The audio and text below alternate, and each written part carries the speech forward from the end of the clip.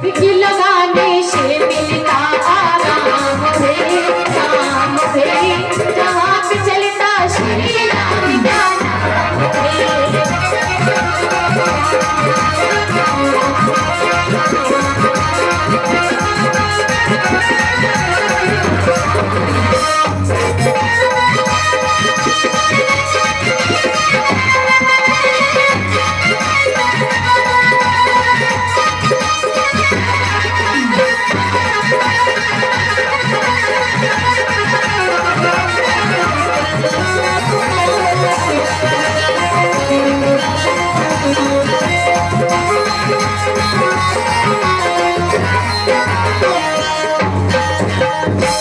बोलिए राघवेंद्र सरकार की, बोलिए अयोध्या धाम की। आज कह रहे श्री सुखदेव जी समझाने लगे राजा परीक्षित,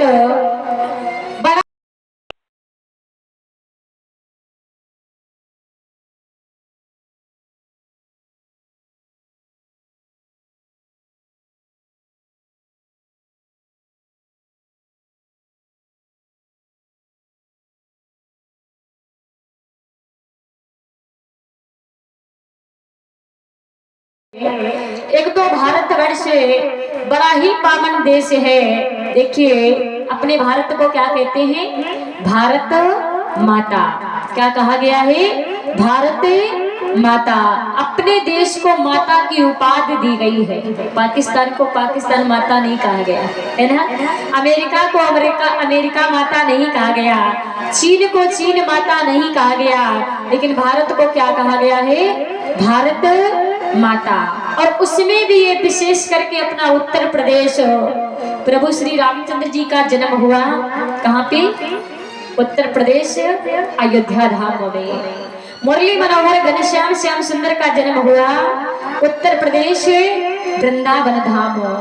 प्यारे सुंदर सी नगरी काशी बनारस से अपने उत्तर प्रदेश में ही है ना।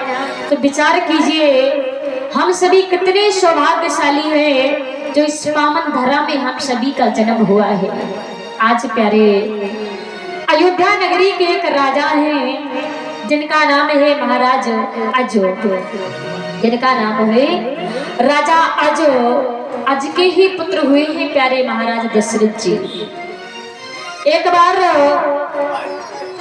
कहते हैं राजाओं के यहाँ धन होता है, दौलत होती है, यश होता है, वैभव होता है, कीर्ति होती है, लेकिन कभी कभी संतान नहीं होती है। परमात्मा सभी को सब सुख नहीं देते हैं प्यारे। जिसे धन देते हैं, दौलत देते हैं तो पुत्र नहीं देते, और जिसे पुत्र देते हैं उसे धन और दौलत नहीं देते। इसलिए कहते हैं कि आज के संसार में कोई न सुखी है और किसी न किसी बात से हर कोई दुखी है।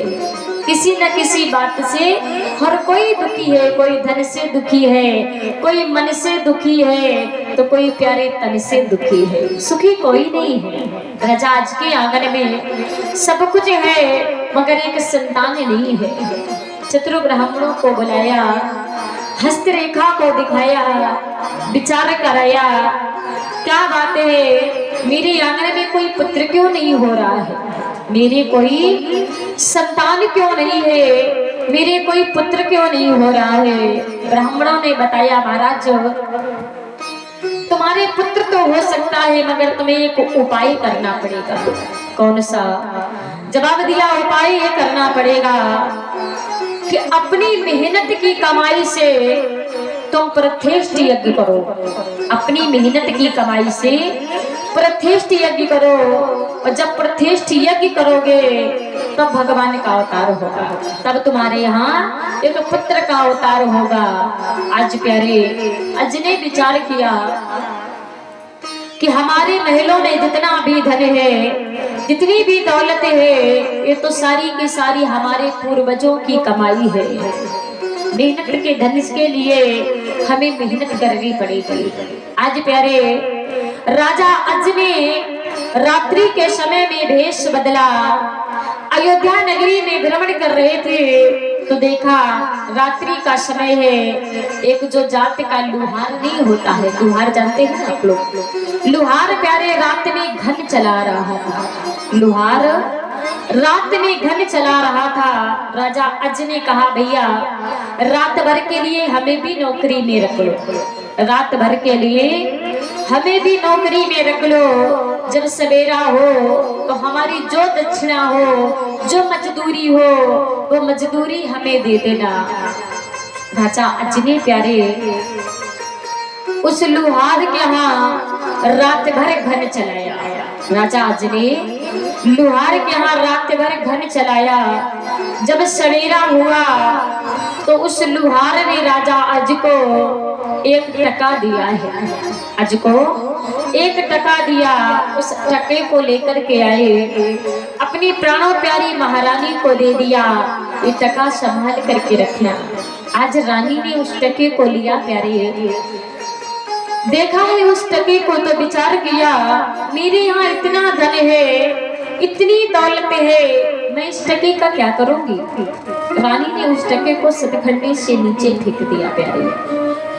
सवेरा हुआ, महाराज अज कहने लगी सुनो प्राण प्रिय, मैंने कल आपको 1 टका दिया था, वो टका कहाँ है। रानी कहने लगी ना तो मैंने तो उस टके को सतखंडे से नीचे फेंक दिया। राजा अज कहने लगे एक ही उपाय था पुत्र की प्राप्ति का, रानी ने वो भी समाप्त कर दिया है प्यारे। आज महाराज अज ने मजदूरों को बुलाया, उस जगह पे हर जगह देखा, हर जगह ढूंढा, मगर वो टका कहीं नहीं मिला है। समझ नहीं आ रहा है उस टके को आसमान खा गया या जमीन निकल गई। पहले के जमाने में प्यारे जेसीबी नहीं चलती थी। प्रसाद देता, प्रसाद ले लीजिए पिताजी। पहले के जमाने में जेसीबी नहीं चलती थी, तो आज प्यारे राजा अज ने पुनः मजदूरों को बुलाया।